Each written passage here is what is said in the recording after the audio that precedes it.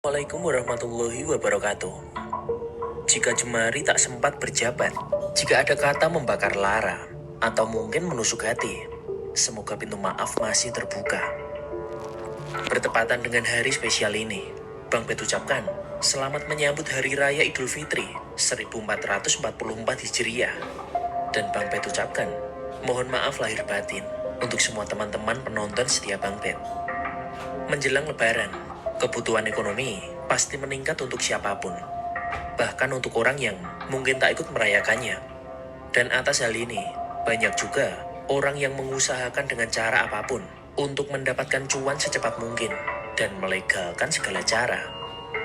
Berhubungan dengan hal ini, sudah seringkali Bang Bet bahas soal pesugihan, pengasihan, juga ritual-ritual tertentu dengan tujuan untuk mendatangkan kekayaan secara instan, yang pastinya berhubungan langsung dengan sosok dukun. Sebuah kisah tentang persekutuan dengan jin dengan mengorbankan buah hati demi mendapatkan kekayaan. Apakah semua itu layak? Apakah setara dengan apa yang harus dikorbankan? Dan apakah kekayaan duniawi yang kau cari akan memberimu kepuasan? Dan terakhir, apa kamu siap ketika kelak nanti dimintai pertanggungjawaban? Kali ini, Bang Bet akan kembali membawakan sebuah cerita tentang praktik pesugihan dengan menumbalkan buah hatinya sendiri. Bagaimanakah kisahnya? Simak video ini ya, dan selamat datang di channel Bang Bet's Illustration.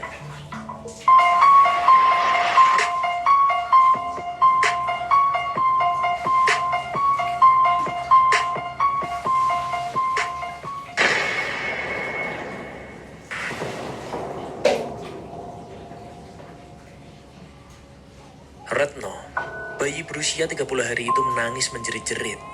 Ibunya, yaitu Mbak Nadia, dengan panik terus saja berusaha menenangkan. Segala usaha sudah dilakukan, tapi bayi itu tetap menangis. Ia terus menangis dengan suaranya yang semakin melengking, membuat ngeri pada siapapun yang mendengarnya.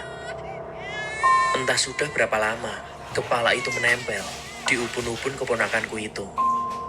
Aku tak begitu ingat, tapi benda mengerikan itu masih begitu semangat menghisap. Bahkan, bunyi hisapannya bisa terdengar olehku. Tak peduli pada tangisan Retno yang semakin menjadi-jadi. Juga tak peduli dengan banyak orang yang berada di sekelilingku.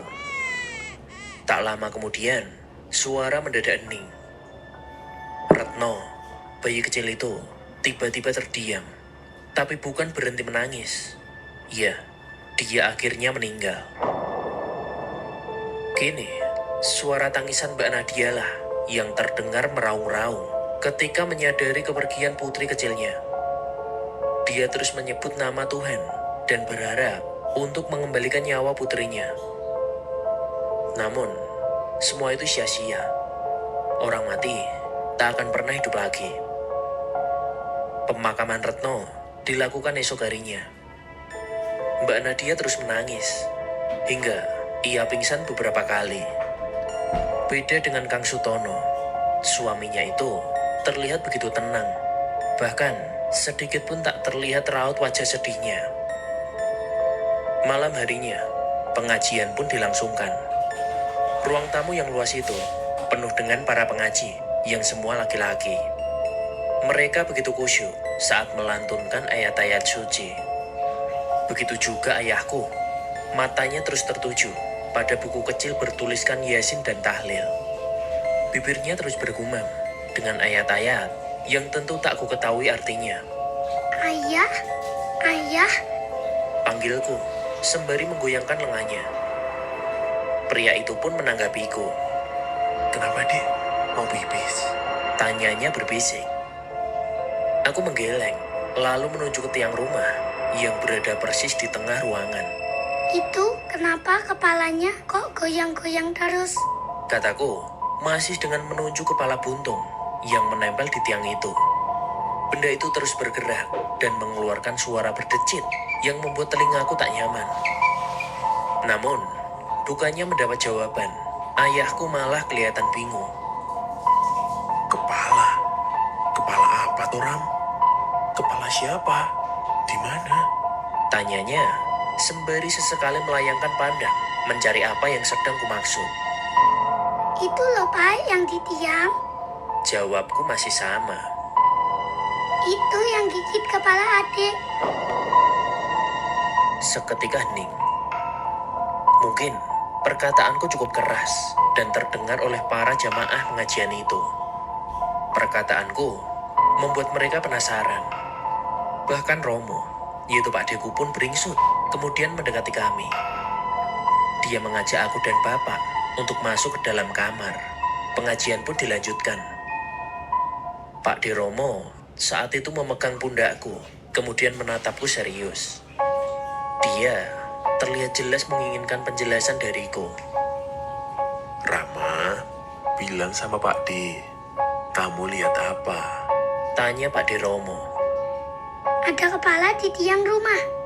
Kemarin adik digigit sampai nangis-nangis.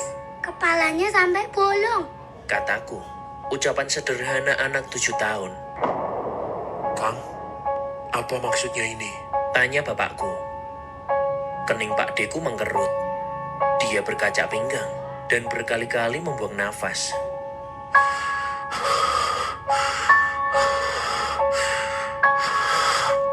Memang ada yang mencurigakan di rumah ini. Jika benar yang dikatakan Rama, maka kecurigaanku juga benar. Jawab Pak De Romo. Tiba-tiba, Pak De Minto datang menyusul ke dalam kamar. Dia menyusul kami yang sekarang berada di dalam kamarnya. Tentu saja, setelah dia menenangkan para jamaah pengajian. Bapak Mbak Nadia itu juga tampak pucat berkeringat. Romo, jelaskan. Pak De Minto sedikit berbisik. Mungkin takut kalau Mbak Nadia di kamar lain mendengar tentang apa yang kukatakan barusan. Kang, ini jelas gak wajar. Kalau cuma penunggu rumah, tidak akan berbuat seperti ini. Ucap Pak De Romo. Saya curiga, ini pesugihan. Sambungnya penuh penekanan. Rama, kamu yakin kepala yang kamu lihat itu keluar dari tiang? Pak De Romo pun bertanya lagi padaku. Dan aku pun mengangguk mengiyakan. Entah kenapa, Pak De Romo langsung keluar dari kamar. Ayahku dan juga Pak De Minto akhirnya juga ikut pergi setelah saling pandang beberapa saat. Gaduh. Ya, riuh para jamaah saling berbisik. Juga bunyi dentuman bodem yang berkali-kali diayunkan Pak De Romo ke arah tiang rumah. Palu besi besar itu membentur tiang yang terbuat dari beton. Pak De Romo menghancurkannya dan membuat lubang di sana. Kang Sutono berkali-kali menyuruh Pak De Romo untuk berhenti, tapi dihadang oleh mertuanya. Mbak Nadia juga keluar dari kamarnya dan melihat di dekat pintu masuk ruang dalam bersama ibu dan beberapa saudara perempuan lainnya. Raut mukanya cemas dan terus meneteskan air mata. Pak De Romo berhenti mengayunkan bodemnya saat bungkusan kain putih terlihat menyembul di sela-sela semen keras yang hancur.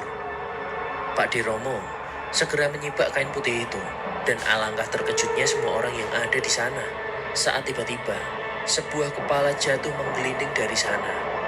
Itu adalah potongan kepala manusia yang sudah mengering seperti mumi. Juga masih lengkap dengan rambut panjangnya. Jamaah yang ketakutan pun segera lari keluar dari rumah. Mbak Nadia bahkan pingsan lagi saking syoknya. Suasana yang seharusnya sebuah pengajian berubah menjadi kegaduhan dalam sekejap. No, jelaskan apa maksudnya ini? Pak De Minto seketika mencengkeram kerah Kang Sutono. Matanya melotot tajam, wajahnya menahan marah. Nafasnya bahkan menderu seperti banteng yang siap menyerang. No, Tambah marah lagi karena Kang Sutono tak langsung menjawab. Andai tak dihentikan oleh ayahku dan juga Pak De yang lain, Kang Sutono pasti sudah dia-diai bau mentah. ini jelas ulahmu, Kano. Rumah ini kamu yang mengawasi pembangunannya. Mustahil kamu tidak tahu. Jejar Pak De Minto. Apa jangan-jangan kehamilan Nadia yang sebelumnya juga gagal karena benda ini? Jawab, No. Iya, memang iya.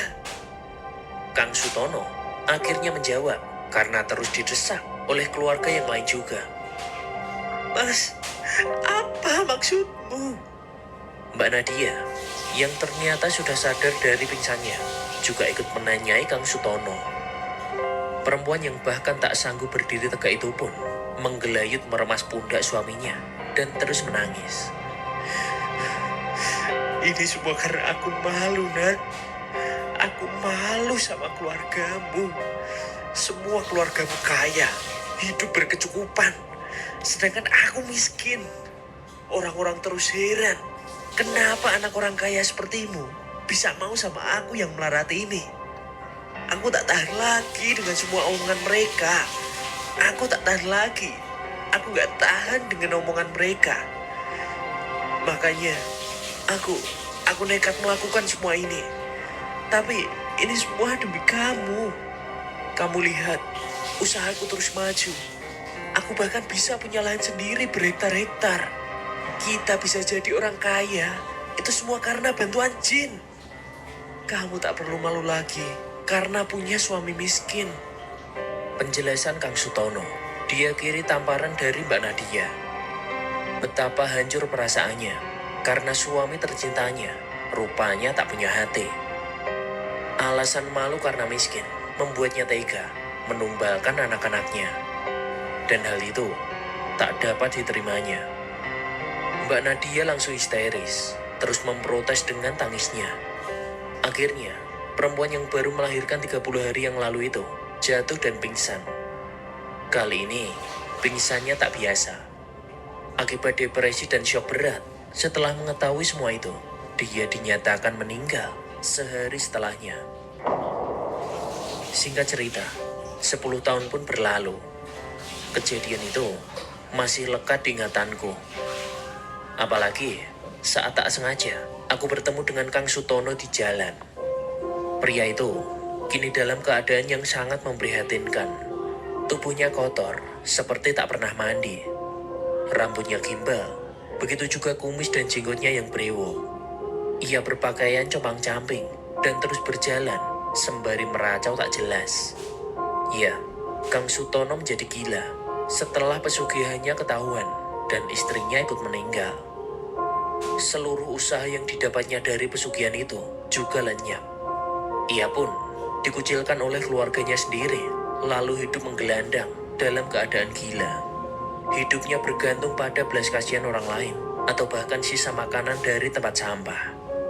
Lalu, mengenai sosok kepala yang menjadi jalan pesugihan waktu itu, kupikir sosok itu sudah hilang. Namun ternyata, sosok itu masih tetap ada. Kepala buntung itu menempel di ubun-ubun Kang Sutono. Sosok itu menghisap sari-sari kehidupan Kang Sutono seperti yang dilakukannya pada bayi Mbak Nadia dulu. Lantas, apakah ini termasuk karma yang harus dijalani Kang Sutono sebagai balasan atas kemungkarannya di dunia? Sekian cerita yang bisa Bang Bet sampaikan. Apa teman-teman bisa mengambil pesan dari kisah di atas?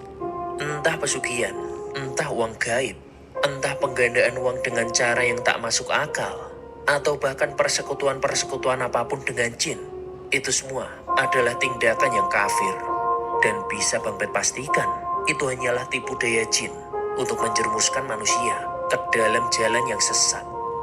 Usaha dan tawakal adalah jalan satu-satunya. Tak ada jalan pintas untuk menuju sukses. Ingin berhasil, berusahalah. Sekian dari Bang Bet. Wassalamualaikum warahmatullahi wabarakatuh.